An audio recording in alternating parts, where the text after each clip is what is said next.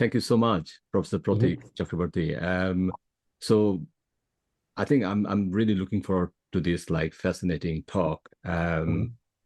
The the starting point always about our personal journey. So if you just take a bit of time about Mhm. talk about yourself, like where you born, raised, that kind of area, will that be okay? Yeah, absolutely. It's thank you, Abdullah, uh, for inviting me, and I'm delighted to be here.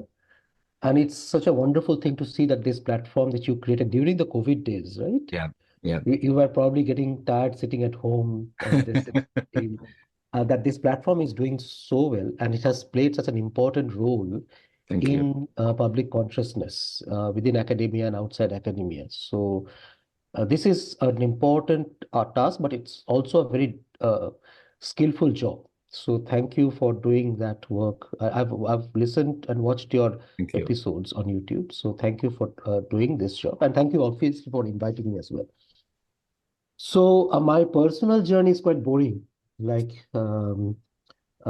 like a typical Bengali intellectual, which you are very familiar with, I'm sure. I was born in Calcutta. I did my school and undergraduate in Calcutta, and then I went to Delhi to do my postgraduate university, which is at the Jawaharlal Nehru University. Now, the reason that is slightly more important, or actually much more important in my journey than Calcutta University, that where I studied before, is two reasons. One is in India, postgraduate degrees, that is masters, and if you do an MPhil, they play a more important role sometimes than undergraduate. In the UK, you realize that undergraduate is quite the most important thing. The postgraduate studies are quite minimal in most institutions. But in India, if you want to pursue higher education, postgraduate degrees are very important. The reason being that the undergraduate teaching varies quite a lot depending on different colleges, undergraduate colleges, institutions in different. It's a vast country, so they differ quite a lot. Hmm. And when you go to quite a good postgraduate university like JNU, where I had the privilege of joining, that's where you are actually the standardization takes place of your education. Hmm. People bring various strengths, languages, but that's where I think the base, and it's a 2 year degree. So it's quite a substantial Hmm. across India. The postgraduate is where you are essentially trained Hmm. about PhD. So JNU played a very important role in my academic development, and I stayed to do an MPhil and a PhD at that institution. So that is where you are really prepared for the academic world, or I was prepared for the academic world. And JNU played an important role also because it's a central university, which means students come from different parts of the country.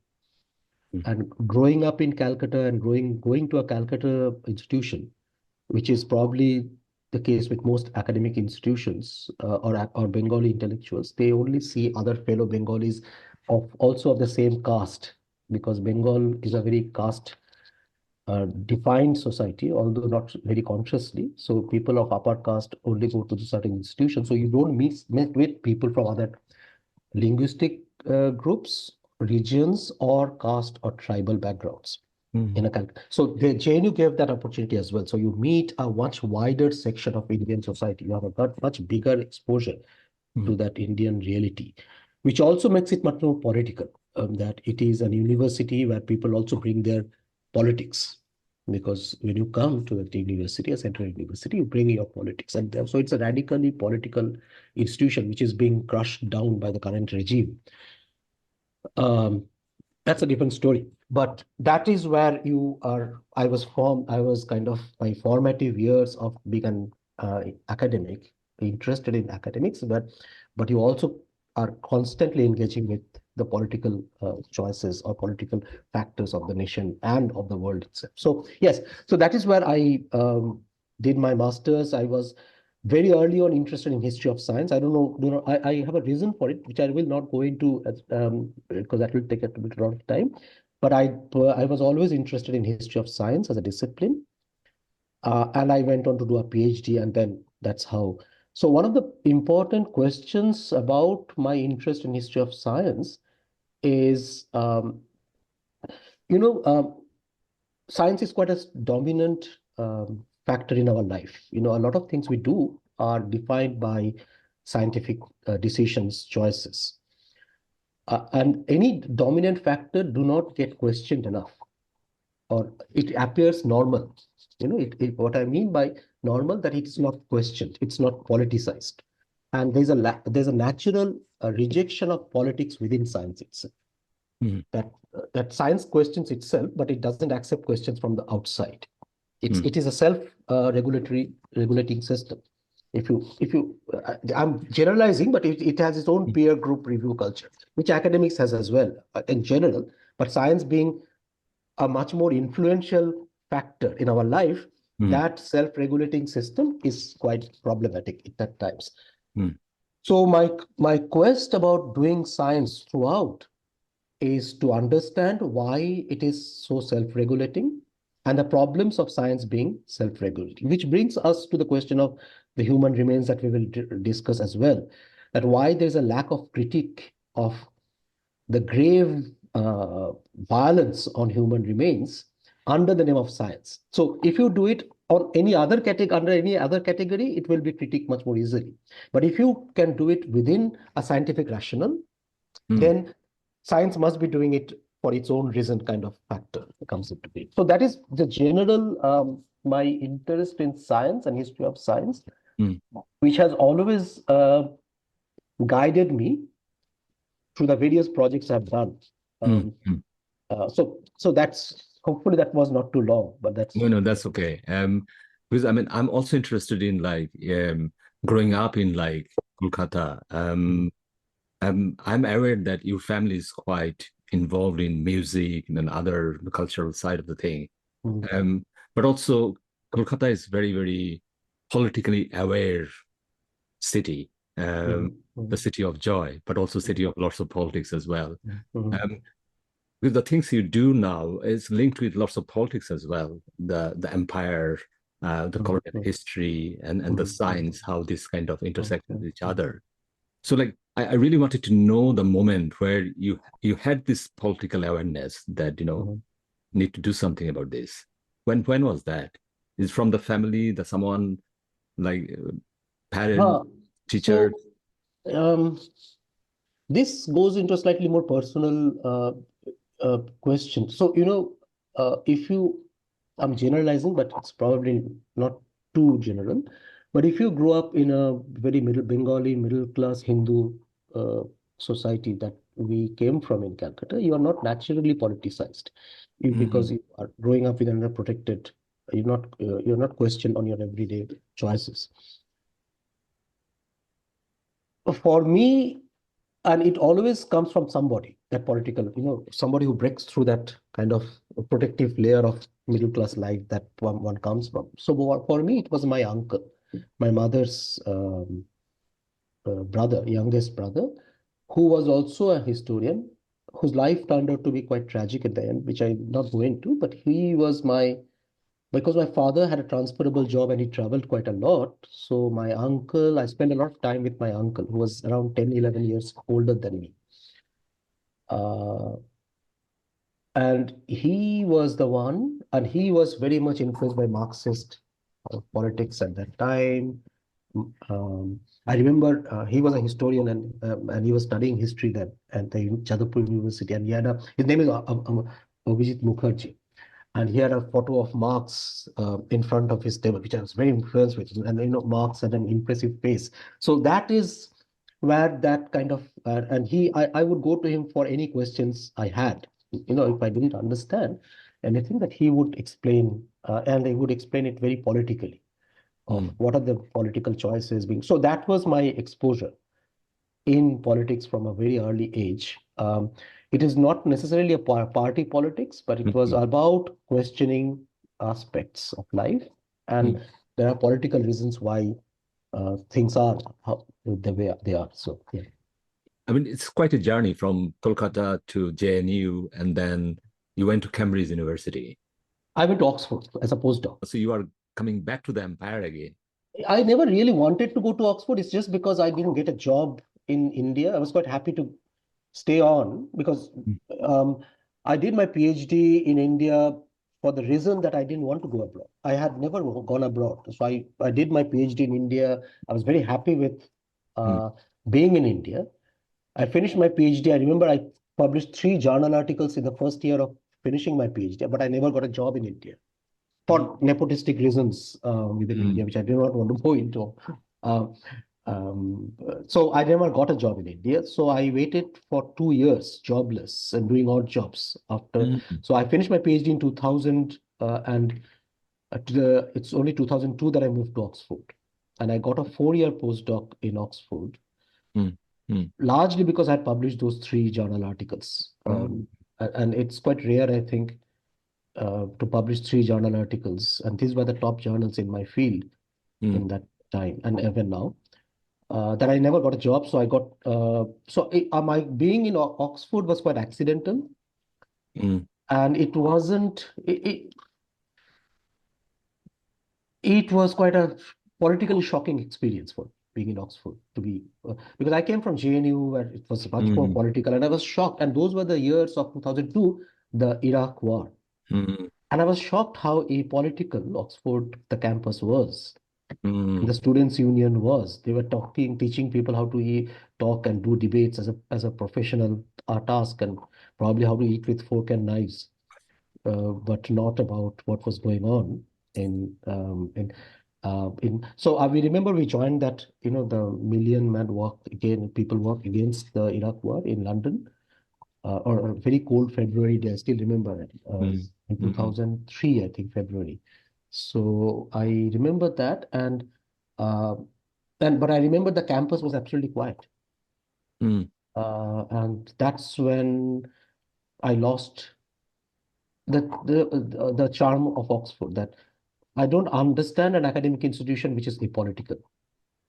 mm, That has been my problem. So I just so Oxford was quite a shocking experience for me in those regards, at how apolitical it remained during one of the most political times of our modern life. mm, And so it was a jump and shock, and then it was back. So it was that back to the empire, the heart of empire realization that at the heart of empire things appear apolitical, uh, or are kept apolitical, mm, and the questions often come from the margins, and the politics remains in the margin. So. mm, mm. Um, so yes, I don't want to talk too much about it, but That's since you okay. asked, it's good to share that. Yeah. You are a science historian. I mean, what does it take to become a science historian? I mean, what kind of uh, like background? Can you touch a bit of your PhD thesis and how this is linked with some of those things you are doing right now? Um, so there are two parts to that answer. To the answer, one is the general not requirements, general backgrounds that his science historians can come from. My background is only one. There are various backgrounds. My background is a pure history background. I did history, undergraduate history, postgraduate history, PhD, but I was always interested in history of science. That was my specialization. There are many others who also come from science undergraduate backgrounds. That's Mm, quite common in history of science and history of medicine. mm, And then they move to history as a PhD or as a master's level. So usually there are two big backgrounds that people come from. One is the humanities background, mm, and then they approach science as a specialization. Others who are coming from science backgrounds, and they develop a much deeper interest in history of science. mm, Then there are others from different backgrounds like museum studies, anthropology, mm, because there's a lot of link between history of mm, science and anthropology as well, particularly the kind of work I'm doing now, where mm, archaeology, anthropology, and race is very important.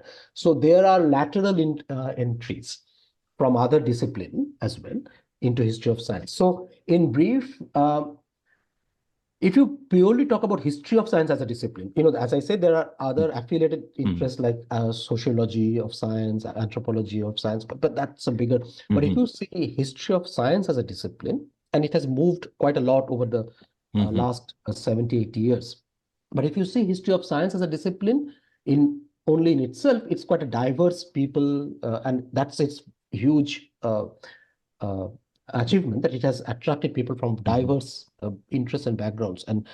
But I think one of the main uh, not a criteria, but one of the main challenges of being a historian of science, for me at least, and it might not be everybody's choices, is to critique science and not to be a science popularizer. And that's a slightly derogatory term, it might appear. What I mean is, it's not your job or not my job to tell people what science is or the history of science, how it unfolded in a general way.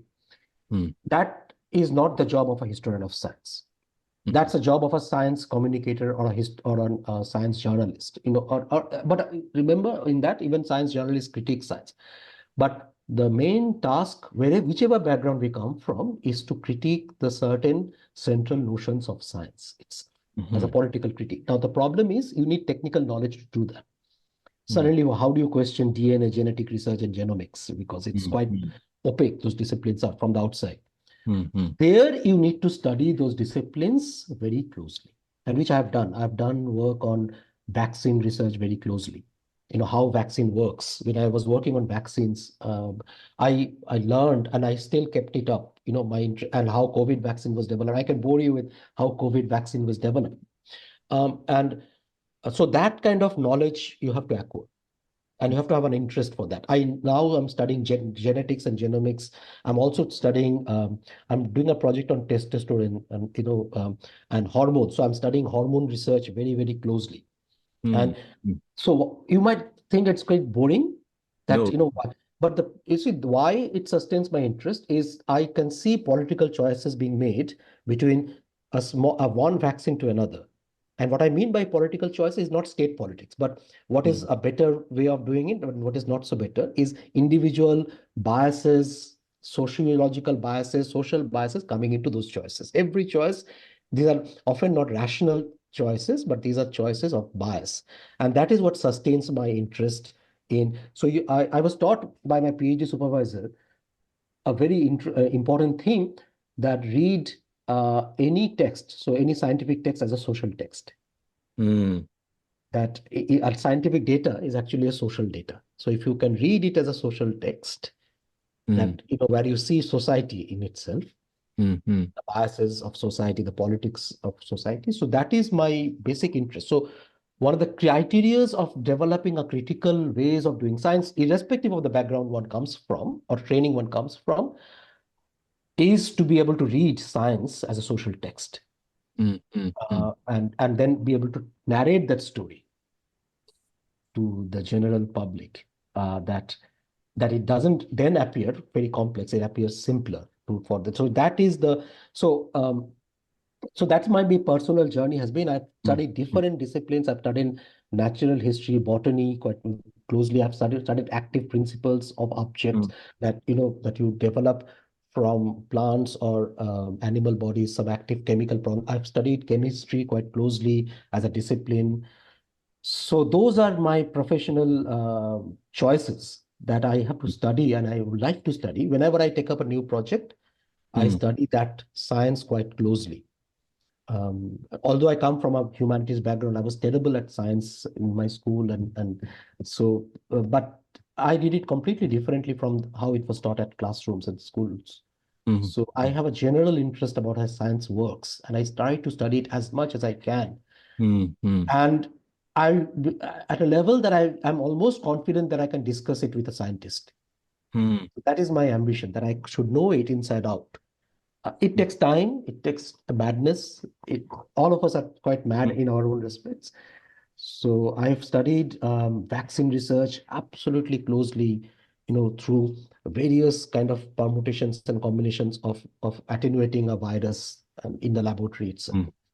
But once you get fascinated in it, it's an absolutely wonderful journey. You just forget everything and you're studying that. So at the moment, I'm studying that with hormones, for example, estrogen and testosterone, and how that became involved in sports, steroids and all those things. It's just something I find fascinating. And so, sorry, yeah. Don't ask me too many questions. I keep No, on talking.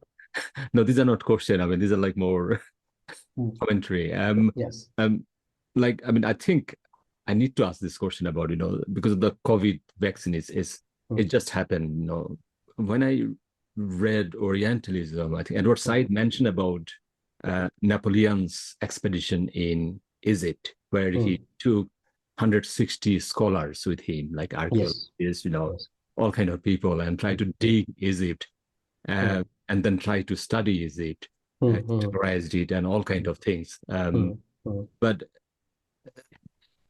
I don't think there was any kind of resistance from the Egyptians during that time. It's almost like imposed on them. The power Yes. came from outside and imposed on them. Mm.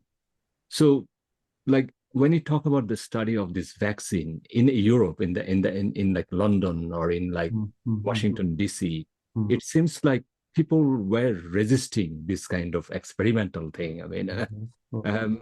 but at the same time, it's so important. This is like Mm. one is very important for humanity's Mm. Yes. survival, Mm. and the other is like the Napoleon's journey expedition Mm. was with Mm. total bad faith.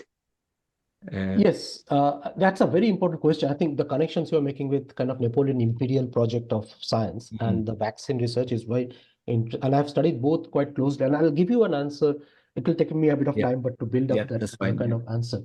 Um, so, so Napoleon's invasion. Okay, let me start with the vaccine because that's Mhm. slightly older history, and I'll go in. So, vaccines. The first kind of vaccine that was developed, traditional vaccine, was by Edward Jenner, Mm. for smallpox in around the end of 18th century, 1790s. Actually, the same time that Napoleon was invading. I never thought of Egypt, 1798.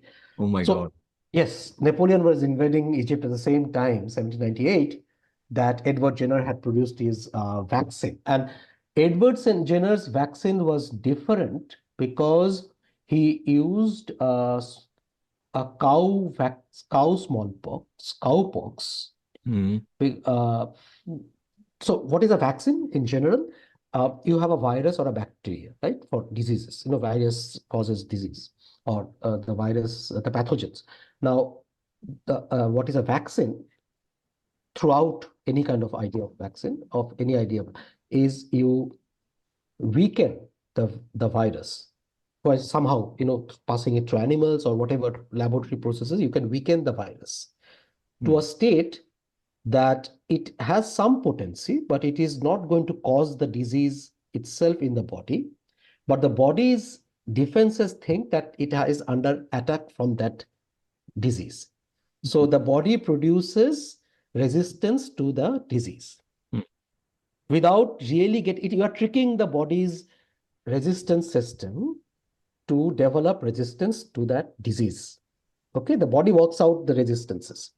If the virus is new, the body takes time to develop the resistance. So you're tricking the body to develop the resistance to that object itself. That's a virus. And how you weaken, what you weaken, they are completely different permutations and combinations of that. That's a different story.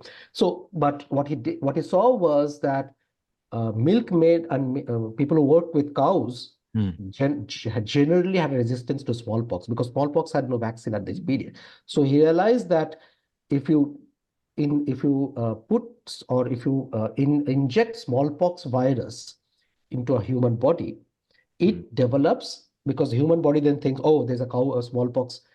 You inject cowpox into a human body, Mhm. it says, Mm. oh, I'm being attacked by pox, so let me develop a resistance. So that's how the vaccine Mm. happened. And vaccine, that name comes from Latin word vacca, which means cow. So the original vaccine that Jenner developed was a cowpox for smallpox, if you know what I mean. And Mm. even our COVID, some of the COVID vaccines are developed from simian or ape COVID. So they are not human COVID. There's a simian COVID virus which is made to work like a human COVID. So a lot of viruses can develop from non-human disease, a non-human to human. Now, that was an 89, so that was a revolutionary technology at that time because it could develop resistance to one of the diseases that killed millions of people. There was no treatment.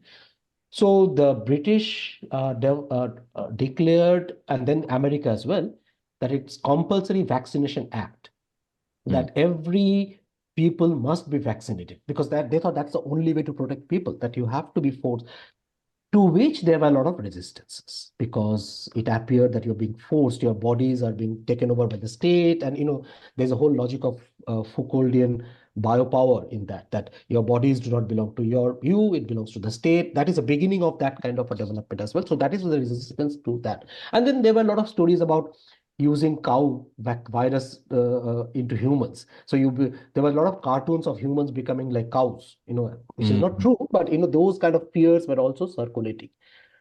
And when those vaccines were introduced in colonies like India, mm, there were also a lot of resistances. And our David Arnold's work is classic in that respect of how Indians also resisted to these kind of mm, viruses and vaccines.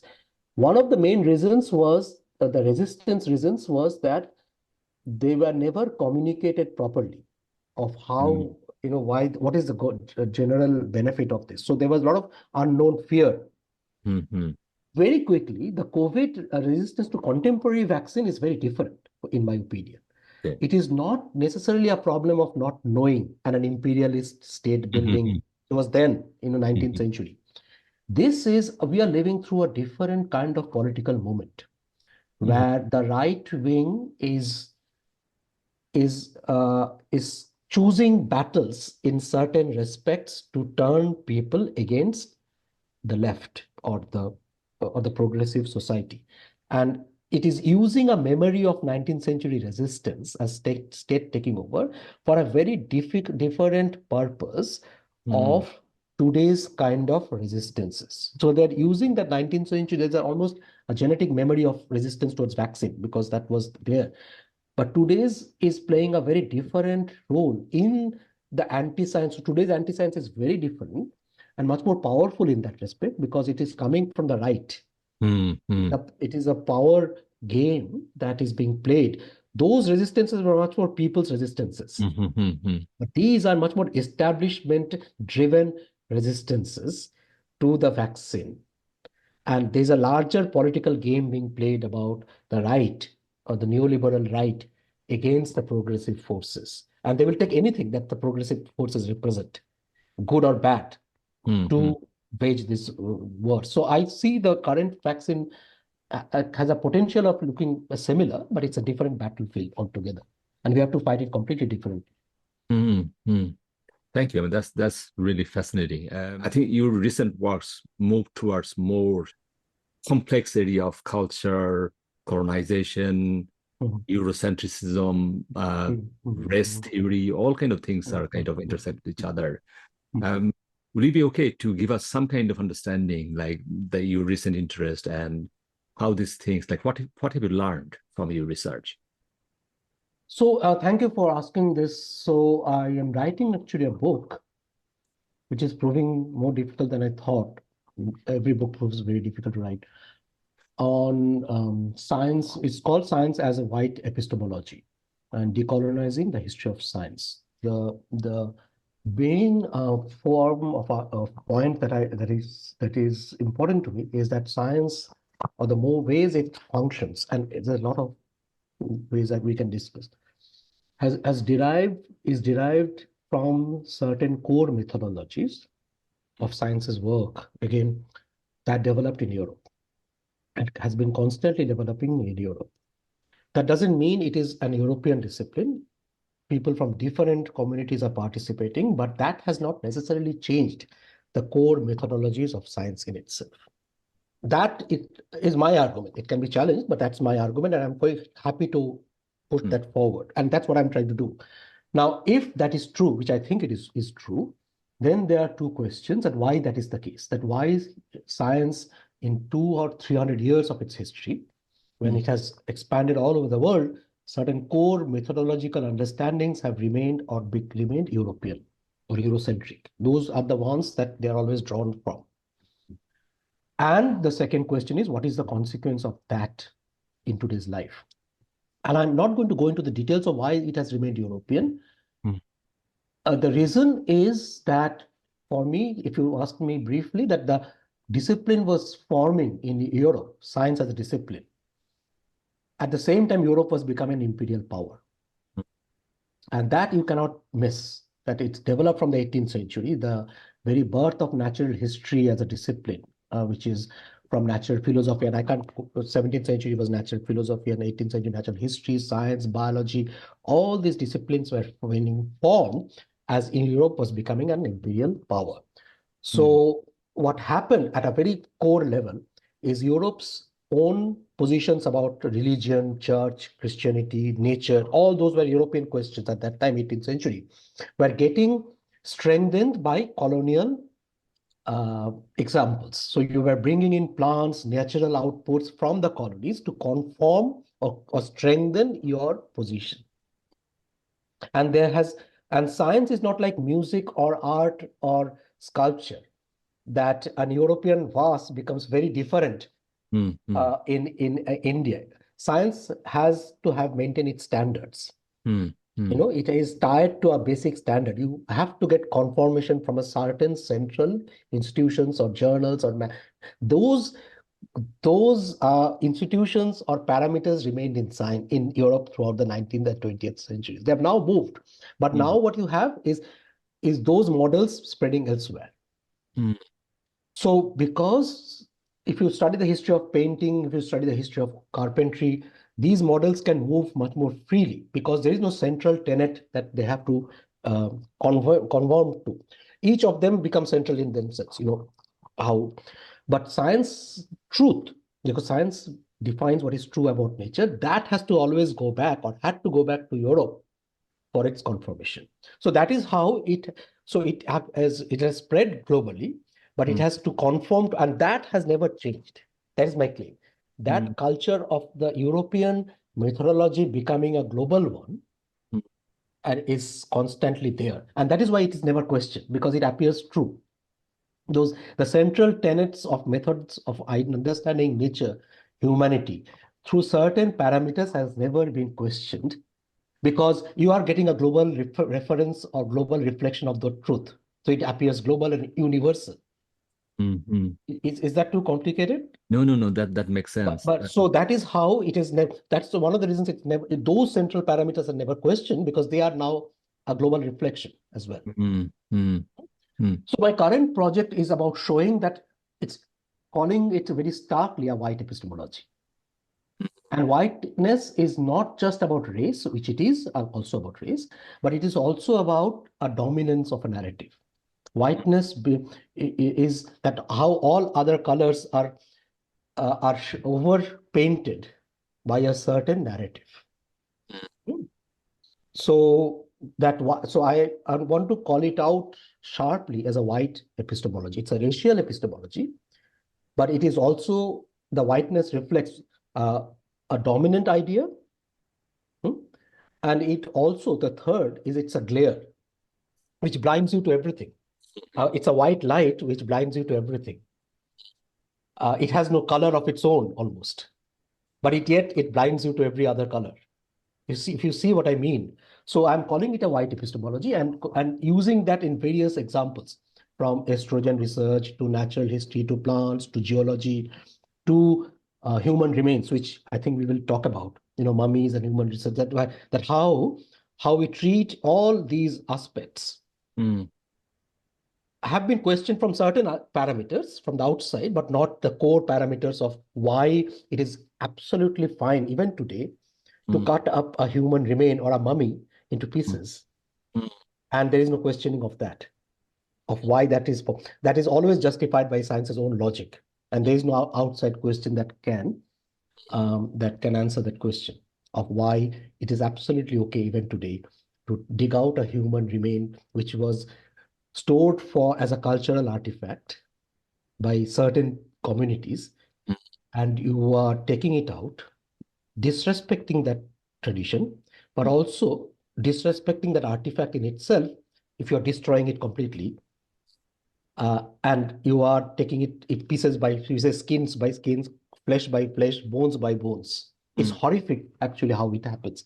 But that never seems to be a problem, because it is justified by the rationale of a certain idea of human history, ancestry, race, that unless we do that, we will not know the truth. And only the Europe can do that. It's not the... No, now it's not just Europe. So because those truths then mimic themselves in different other places. Because initially it was Europe. And the classic case of mummies is that in the 20th century, when Egypt became partially independent, and that happened with other post-colonial nations as well, although it was not fully independent, but in India, but Egypt had its own archaeology department. So it was Egyptian scientists doing the same kind of science. So it's very difficult to critique it, because you can't critique it by nationalism. You can't critique it by individuals. So you can't say that, how is it European? It's Egyptian scientists doing it. So you see what I mean is, then Indian scientists were doing the same practices that were carried out by colonial nations as well. And that is why I think Edward Said remains fundamentally important, that imperialism functions at a cultural hegemonic level, that we mimic those cultural habits as part of, and so what we have to deal with is that cultural memory of imperialism, the problem of the cultural memory of imperialism, which is mimicked constantly by different countries even now, that same cultural mode of imperialism. So it's an imperialism is a methodology, not just a historical fact, not just a historical moment. It's a methodology that develops. In today's world, it's an imperialism of, imperialism represents certain ideas, race, domination, settlerism, which is mimicked in different ways. Science also has that imperialism within it. So wherever it is replaced, it produces that same imperialistic mode of functioning. Two things I can bring here, like my own experiences about COVID vaccine. Like my extended family live in Bangladesh, and my big sister also lives in Bangladesh. And during the COVID, I mean, so it's like two things here. Like one is like we are getting vaccinated here earlier than them. That's one thing. The second thing is also there is a kind of problem area that the vaccine is coming from where.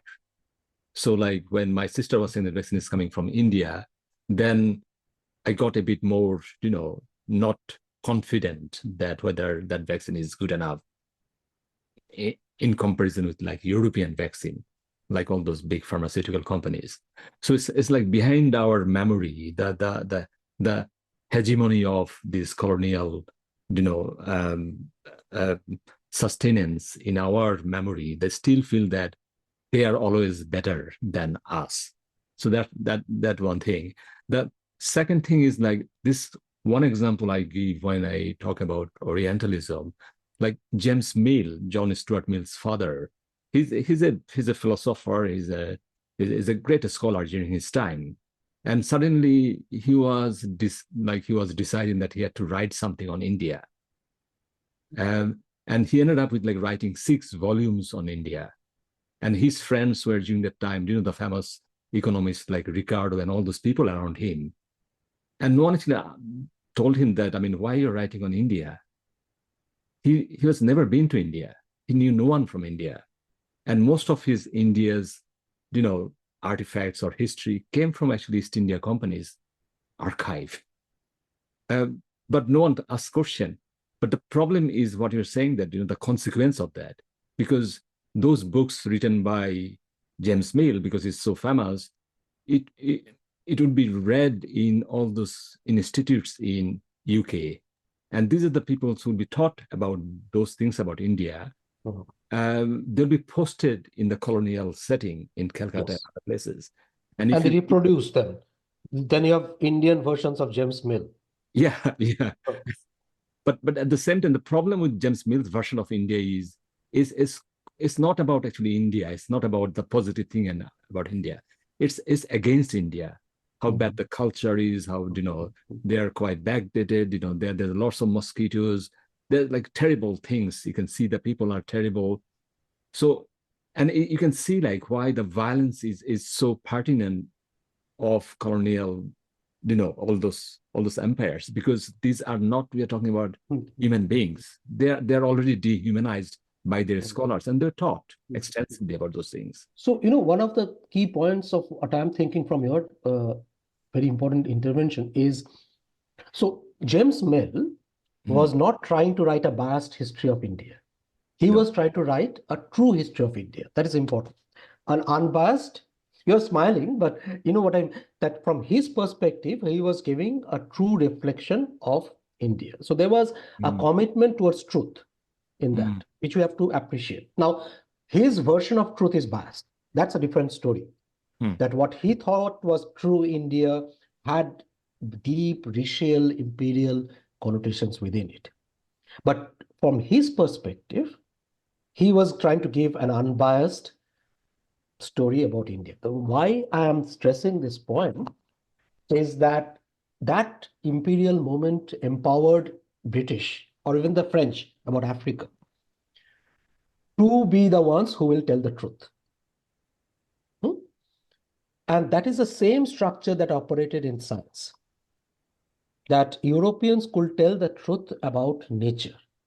So that truth has many biases, as we know in James Mill's story. So truth can be biased, but they are committed to the idea of truth.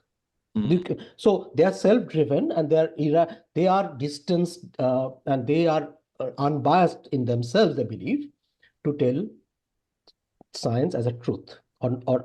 So there's the project from Mill to my project is that the question is not whether Jem or the intentions of the scientists is to tell the truth. The question is that the version of truth that scientists tell in the 19th century and even today is biased in itself. So it's very obvious that James Mill's story is biased. It is not so obvious that many scientists' idea of truth is biased. If you know what I mean, because it's the ability of scientists to tell you the truth. It's regulated by itself. That it has a rigorous self-regulating peer-reviewing system, and that is considered enough. And any critique from outside is rejected as irrelevant and biased, because they are so. For you have to understand that science itself intentionally, and not intentionally, intensely is a political institution, organization, science in itself. And there's a politics of truth that operates within it constantly. So our role as historians, like studying James Mill, is not to get blinded by the idea of truth, but to see that the truth is a certain version of the reality. So, going back to my another question about, the vaccine. In our consciousness that anything from Europe is better than. Yes. So we think paracetamols from UK are better than paracetamols from India. Can you give us some more understanding about that? Okay, this is a very complex story, but its roots are in, I think, an idea that developed in the 19th and 20th century, and that and I'm talking about India in a much more general way. This is South Asia, including, and it's true for Africa and South American countries as well. Their markets, and particularly drug markets, were uncontrolled. There was lack of standardization. People could produce any medicine, any drug, while Europe was always standardized. You knew what you were getting. So that idea has remained quite an important part of the medical market. And that developed from the 18th century, that Indian markets were uncontrolled systems, while European markets were far more controlled, particularly when it came to drugs. There were Drug Act of the 1815, which regulated the market, while in India there was no regulation. And that bias of a wild Orient, that, the wild Orient versus the organized Occident, has sustained and has produced in ourselves as well.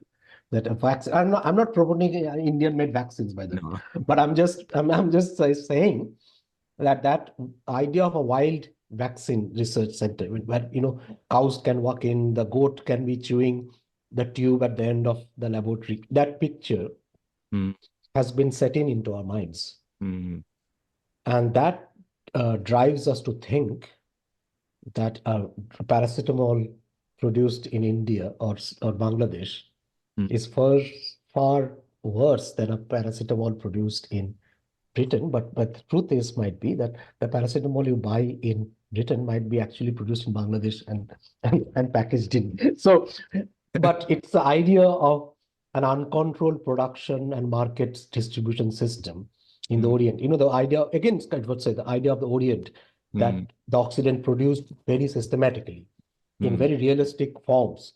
And it was bombarded with that idea, has remained important. So it's up to us to challenge that idea. But also it's quite sinister as well if you have this kind of understanding. Like, for example, like when James Mill was writing 6 volumes on India, there was a serious personal interest as well, because at the end, he actually got a job with East India Company. Yeah. During that time, he was... East is a career. Disraeli said, so East it's is a like, career. Yeah. East is a career. So suddenly it became a career. So like this hegemonic idea about, they are always better than us, actually, No. much more sinister economic And side. they had professional financial interests embedded. But the idea was a British always speaks the truth, irrespective of their personal interests at that time.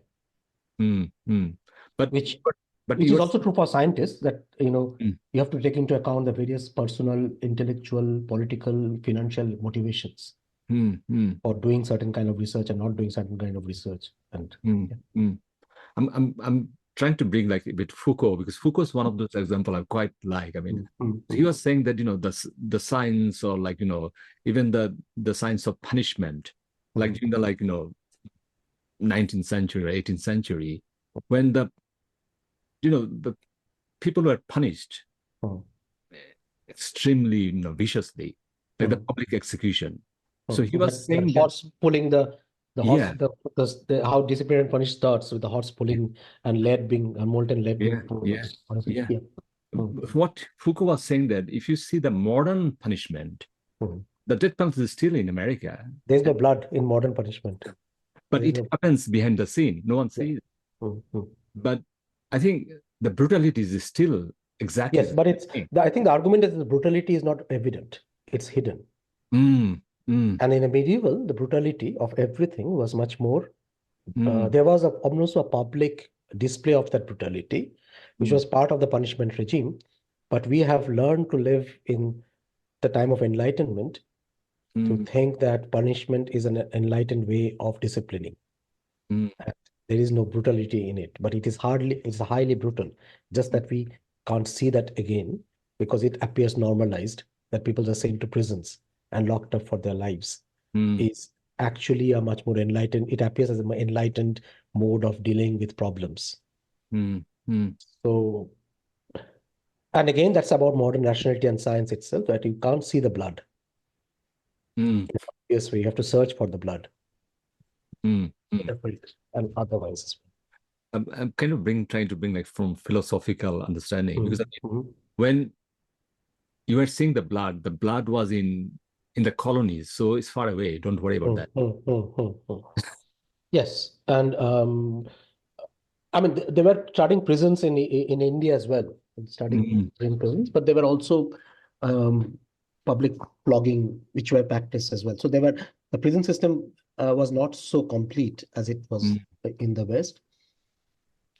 But also even in the West or in the colonies, they had started a project of modernity. So they were introducing prison systems as part of, because the idea of representing the British was as a civilization of modernity, and it's an empire of modernity. It's bringing modern institutions like modern prisons within a country that is not modern. So they were trying to bring in those elements as well of modern modes of punishment. And there's a lot of work on that as well, colonial modes of imprisoning. Like these are kind of small interests, but I mean, no, we'll discuss those things in future, perhaps. Yes. But I'm like trying to get back to, I'm quite interested about this like idea about, this pyramid and then dissecting them, and then the mummies, and like the 18th, 19th centuries idea about going there and then try to find, explore those artifacts and try to tell story from Europe's point of view rather than the local point of view. But also there's a serious cultural side of the story as well. Like digging the grave and then bringing those human remains and then opening up and then chopping them. Chopping is the right word. So tell us the more nuanced story behind it.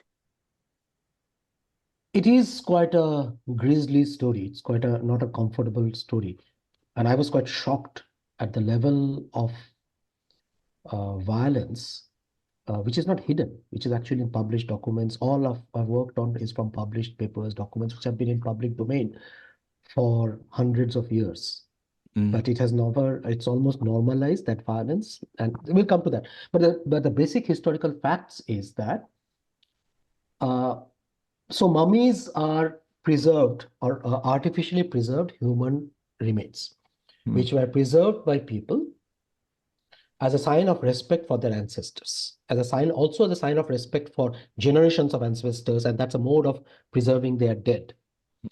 And that kind of practice was not only common in ancient Egypt, but it was very common in South America, in Peru particularly, in Bolivia, Peru, various South American cultures, also in the Pacific Islands, as well as in Australia by the Aboriginal populations. Now, the point of this historical change is in the late 18th century, but it starts almost particularly with Napoleon's invasion. Everything starts with Napoleon's invasion in 1798 to Egypt, is when you know that Napoleon carried with him intellectuals who were very interested in Egypt. Now, as part of that, they started digging pyramids. And so it is not the time that they discovered mummies. They knew that about Egyptian mummies, but they didn't have access to them in a large scale that they did when actually they invaded. So started digging up mummies, and thousands of mummies, they were dug up, transported to Europe, and cut up, unwrapped, often in public. There were public shows of unwrapping of mummies and cutting them, not literally hacking them into smaller pieces, those mummies. And that practice in the 19th century, 1798 to 1830s, was also taking place in South America at the same time, where European scientists, then Peruvian scientists as well, were practicing the same kind of unwrapping or chopping up of chopping is your word, I like that, of those mummies, and in South America and in Pacific Islands as well. Now there are two. One is was taking place because of imperialism. That imperialism provided you the access to these huge resources of human remains. The second factor, so there's one, imperialism as a factor, and I can answer all those points that I will raise, not in detail now. The second was that these were acts of scientific research. There's no doubt about it. These were not done for necessarily cultural interests. The reason why these bodies were cut up had two reasons. One is to actually do an anatomical study, what are the bodies were in the ancient period. The other was a European obsession with race in this period, in the 19th century. So the task was to find out what were the races of these ancient people. Because Europe was obsessed with the racial heritage of people, and here race has become a very biological factor. Your skin, your bones, your facial structures are signifiers of your race. Okay. So they were cutting up these bodies to identify the race in South America, in Egypt, of race of people. Now, one of the key reasons why they were doing it is Europeans in the late 18th, early 19th century refused to believe that an Egyptian civilization of such greatness could have been produced by darker skinned African people. They must have been created by an archaic white race, which then was lost because the African people encroached upon Egypt. So the reason of Egyptian decline is part of a racial invasion. So they were doing all these investigations of why they were cutting up the bodies into the bits and pieces of it was a perfectly rational, within quotes, interest of finding the racial heritage of Europe. And to prove, and they proved, they said all these people do not look like contemporary Egyptians.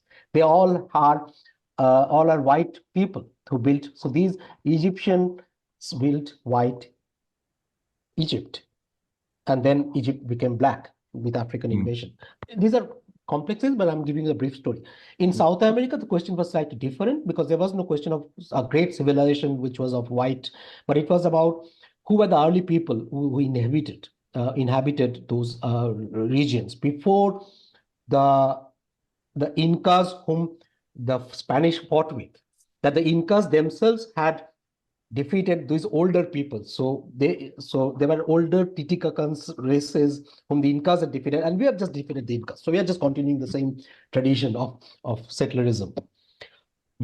So this is a scientific project. Now that rationale of scientific research through mummies of human bodies about race has remained unquestioned till the contemporary period. The imperial point has been questioned, but that it is absolutely fine to cut up a mummy to find out their racial. So genetics has now, has become very dominant in mummy studies. And even Tutankhamun's mummy, which is one of the most common popular mummies you can ever see, was discovered in 1922. And a lot of people don't know.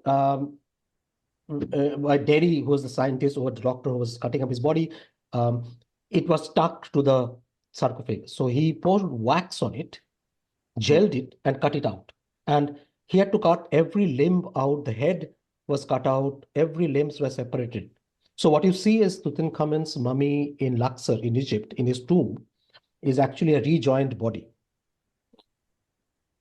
And genetic research continues that research about mummies to study ancient human migration, because it's one of the most easily available human remains of the past. Where will you find human tissues which are 4,000 years old? That constitutes one of the greatest parts of what they call the ancient DNA research base, because all you have is contemporary people like you and me. How do you compare it with the older people? You have the mummies. So mummies have forms, and to extract DNA out of a dry old skin, you need to cut it out, rehydrate, or put it in a rehydration. So you need to do all those violent modes that was common in the 19th century, even today, to pursue. Now, the third point to this is the question of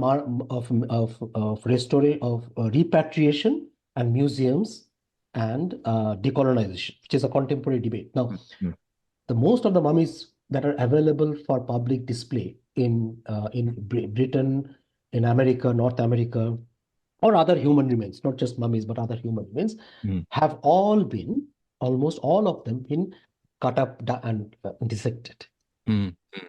And these are now cultural artifacts are possessed in European and American museums. Now, as you know, the question of repatriation is massively important.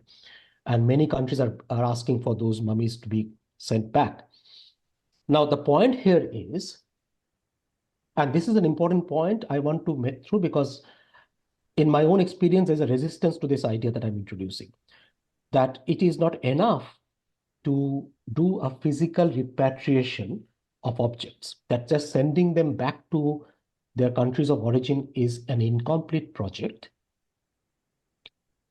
Because unless you question the rationale or the logic that led to the dissection of the mummies in itself, because those mummies are being treated or have been treated almost the same way in scientific terms in the Bolivian and other museums that they have been returned to. As I said, science reproduces its logic in different places. So unless you question that scientific repatriation, that physical returning of bodies is incomplete. So for me, and I want to say it as clearly as possible, that without an intellectual repatriation, that this questioning the dominant methods, what allows science to dissect bodies, without that, a physical returning of the cut up bodies is incomplete. Are you with me in this? Can you see what I mean? That just a physical repatriation, which is an easy thing to do, just return the bodies, which is an easy thing to do, but you are not questioning the central reasons of why they were dug up. And we are in a historically critically important moment where we can actually do it. 30 years back, there was no question of physical repatriation even. So once we are in that moment of physical repatriation, we have to extend that critique, because scientists will be very comfortable with physically returning them. But not with actually questioning of, which is continuing in genetic research and paleopathological research, of actually questioning the modes of which were allowed for these scientific research to be done on these bodies. I just want to interject with a couple of my own understanding. So that's one thing, like the physical repatriation. That's the easiest bit. But going back to the historical, those expeditions in the 19th century or 18th century. So the racial side of the story. So if you can connect very advanced society from Egypt with your Aryan race, it's not only glorifying your race, and it can bring all kind of national pride and things, but also it can trigger that, because you have the connections, ancient connection. That means you should reclaim those lands as well, because these were actually your lands. Yes, so not only and it's part of your civilization. Heritage.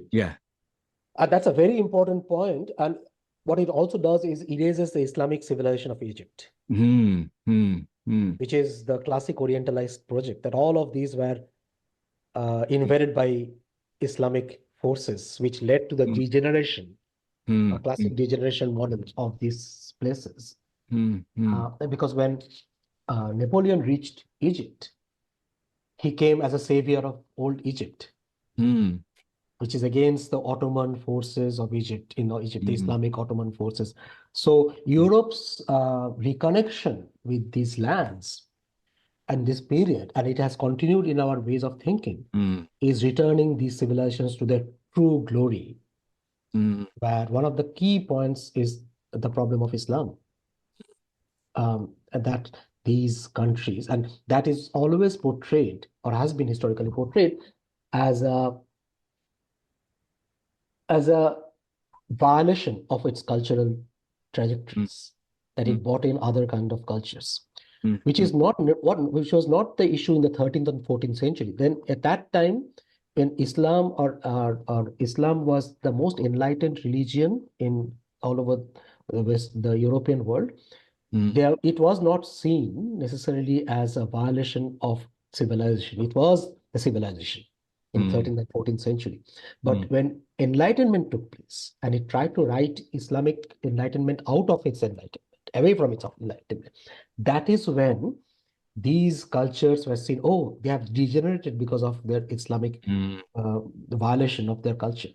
And the project of Orientalism, which Said writes about, and which Napoleon takes up, Napoleon is an example of that. That is to go back to the ancient Egypt, the true ancient Caucasian Egypt, which is true enlightenment of the Egypt itself. So the study of those societies in ancient past is a study of the true nature in that respect of their civilization. Like when I see the modern, the politics about Middle East and also linked with religion, culture, all kind of things.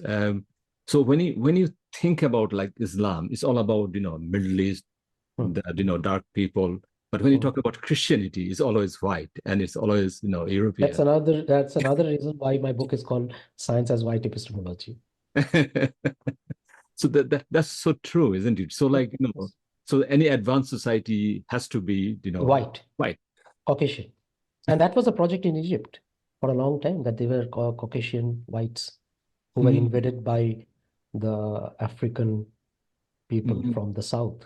And there's a section in my writing about Nubia, which is slightly south of Egypt, which is where they found much more African races.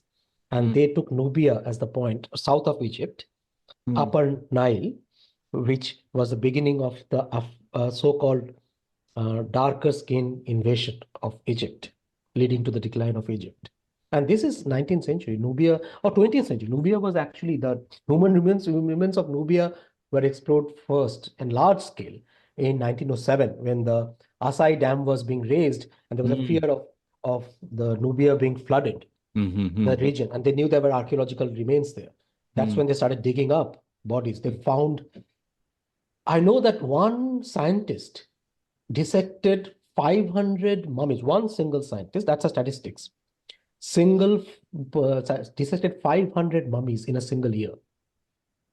So that is the number, and Nubian remains have now been distributed and forms an important part of genetic research now. And the same questions come up even now, even contemporary, that whether Egyptians were white or not. And Nubia remains that kind of database for that. These are completely fine political, scientific researches, and I'm just trying to question the roots of them.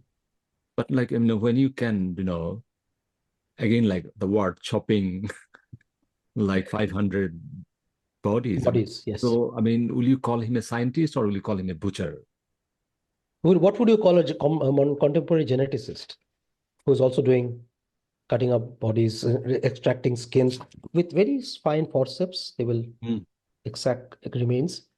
That's a metaphor or a reality of chopping up of you can't extract the skin of a mummy without unwrapping the mummy. So a 19th century method, like the punishment that Foucault talks about, might appear much more grisly, or not grisly, but much more violent. But the act is the same. But you don't see it. You don't see it. That is the problem of enlightenment, that violence is become invisible, and violence has to remain invisible for it to appear as modern, enlightened, and liberal. No, it's just opening up too many things to me right now. And we can have another discussion about violence and science.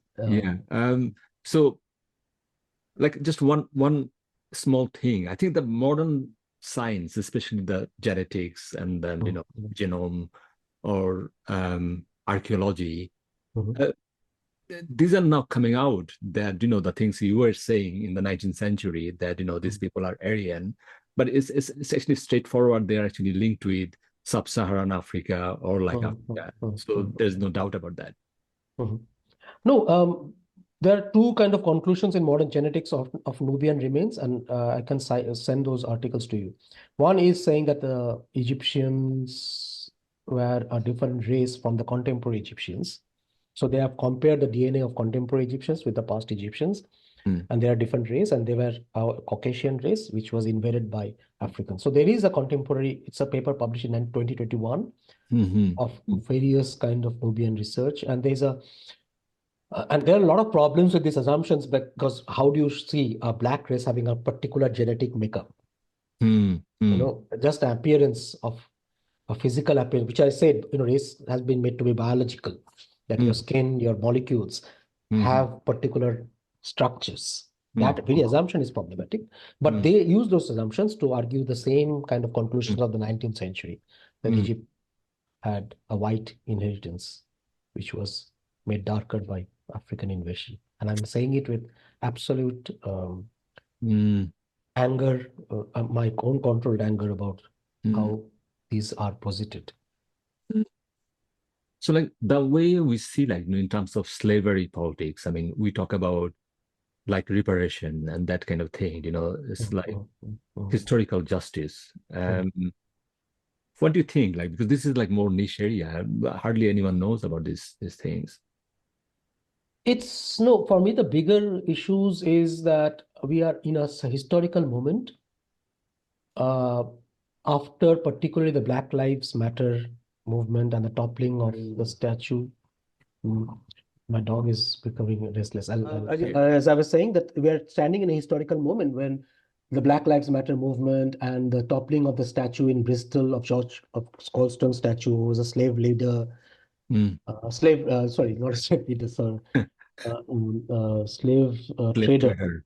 Mm. not slave, I shouldn't use the word enslaved people, Mm. who traded in enslaved people. And that has given us an opportunity of understanding the public frustration, anger about these dominant narratives of empire being imposed at national levels. Mm. And I think it's important to extend that into a much larger critique of how those institutions that appear to be liberal have Mm. or scientific research have not only had histories in slavery, which it does. Royal Society derived a lot of information from enslaved societies, but they also have internalized methodologies of understanding people Mm. and communities, which were rooted in how you study race and slavery together. So certain races of people because of the physical appearance have different biological connotations. So that idea of race that has embedded in the history of Western slavery Mm. has to be questioned as well, of human difference. So it's all about human difference, genetics and human and geographical difference. So that is where we stand now. That is why I'm writing this book. I'm not trying to promote my book, but I am trying to promote this historical moment that you and I stand, and we realize this, that this we are at watershed moments of this kind of post-colonial thinking about ourselves and about the world. No, I mean, thank you so much. I'm not sure like whether I can include that because I mean, one of the things I really fascinated by the way you are quite disciplined academic. You've got lots of self-discipline. You know, you will wake up in the morning. You know, you will spend time. You know, Mhm. these many hours, Mhm. write a couple of pages, and then. Mhm. You How do you know all that? know, no, I think you mentioned about these things in the past. I mean, I am thinking. Mhm. because Mhm. I mean, as an academic, like in a like very small Mhm. stature. I mean, I always struggle to find that discipline in my academic career. I write, but this is just not Mhm. disciplined writing, just random. Middle of the night or like Mhm. Mhm. Mhm. so I what would be your advice for the people like us who struggle in the academia when you talk about writing? Because it seems like it needs serious commitment, isn't it? Serious undertaking and self-discipline as well. Yes. So part of the answer is very difficult because it's very individual. How Hmm. we work is very individualistic. And I think I'm a naturally disciplined person, um, which means that I have a self-regulatory system, which is Hmm. not nice always, but time and space and work are Hmm. important to me. So part of that is not relevant for your answer. It's my own motivation to be Hmm. structured. Now, but part of the other answer is very relevant because in the modern academic life, we have so many different Hmm. responsibilities and in personal life as well. Hmm. We are not in that leisurely community where you have lots of time to do research. We have Hmm. lots of different communities. That necessitates, and we are also in a pressurized system where output is important. Hmm. That needs a bit of discipline building, Hmm. this artificial structuring of time. Otherwise, time passes through Hmm. because other priorities are important, get privileged. Now, what I can say to that is one basic philosophy is nobody will give you the time to do research and writing. You Hmm. will have to give it yourself. Everybody will claim your time to do other things. So Hmm. you have to be kind of very clear that this is something you have to do. So that is the first step. You will realize that all the institutions will not give you the time to do research. Then they will ask for the outputs of it, but they will not give you the time. Okay, Hmm. you have take the Monday off. You will have to, that's up to you. Hmm. Hmm. That it has to come, that is you. And one of the things then you can do is I have a structured calendar. I'll just show you. So I produce something like this. I don't know whether it's clear. Oh my So God. every Yeah. hour of my day is accounted for. Oh my God. So which means I have research time for the entire Monday. But when you produce, so it's an Excel sheet, a spreadsheet that I've just broken up into weeks of the day. Sorry, this is because you asked, but this is not, I never do this. But what I do is when you actually put it for 4 hours of research time and Mm, according to your teaching and other commitments.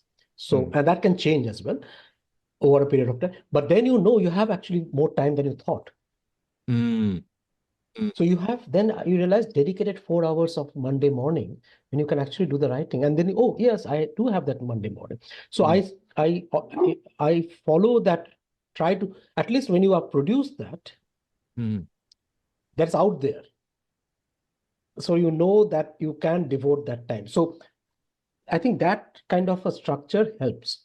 That mm, when you break up time, mm, it might appear very terrible, mm, but mm, mm, if you actually do the very practice of doing distributing time according to your work schedule, mm, teaching hours, all that can follow in, it just putting things into different boxes. And mm, once you do it, then you actually know which are the times that you don't have to worry about the time you're doing teaching. Oh, what will happen to my research? Because you know that Tuesday afternoon, I have 3 hours to do research. mm, mm, So mm, once you have those bits and pieces slotted, mm, you are much more relaxed that and you bring in time to relax, chat, all that. mm, So mm, then you are not so much struggling because a lot of a time we are procrastinating because we have to start research or I have to because it's all woolly and our whole sense of time is woolly in our mind. But once you do that kind of revision, okay, I can relax now. I can have a cup of tea and chat with people because I have dedicated 4 hours on Thursday. mm, And often that is the only time you do research in a week. 4 hours I can just do this writing. And then other times I do other things. So that helps. Now mm, I'm giving you my personal example, but it's just to say that if you can come up with something that distributes your time and work over a mm, week in whatever format you can, that mm, allows you to have a sense of more greater comfort mm. and sense of that okay, this is my time to do this is my time to do that. Otherwise, we are very unstructured people. Our time moves around in our mind very much. It's just a mode of putting certain discipline in that way. I think this is very helpful. You Extremely. can put it up if you want. I'm not, Yeah. that's up to you, I'm entirely your thinking choice. of, this is spreadsheet idea is a good idea. Yes. Yeah. You can use it, this part in the classroom teaching as well, or whatever. That's Yeah, entirely yeah, up to yeah. you. No, that's that. I think that's important as well. Like one very, very last question, like Hmm. the future students who are, aspired to be science historian. I mean, what kind of Mhm. advice would you give them to prepare, or like, what kind of things they need to be, focused on? I'm not big into giving advice. Okay. I just because no, the reason is an advice from me comes with a certain weight. Mm, And I don't want to burden with any weight. This should be what they want to be. mm, mm, mm, But the on the one hand, I don't want to give an advice. But mm, on the one hand, I'm not moving away from sharing my experience or mm, mm, mm, any suggestion or help. I am very happy. mm, And the only thing I can say is uh, that again, I'm very aware of I'm not an advice person. I don't like advising or mentoring, but I like advising PhD students and quite a lot. Is that if your individual and your academic work has always or can always be driven by a certain discomfort on your person, about the world, about sense of where you are, and the major part of us doing academics is trying to understand the discomfort. And that is part of what academics is about, is to find out what makes us uneasy in this world. And that's very legitimate. That's a very important part of who we are. Most academics I know are uneasy with certain most things, and that's a very important part of their work. So rather than being shy and defensive about their unease with the world, it's academics allows you, and one of the few professions that does. That's why it's to investigate a sense of your unease and to make it part of a wider project and to find some meaning in your work in that respect. Hopefully that was not too heavy. I loved it. So thank you so much. We will. Thanks. Okay.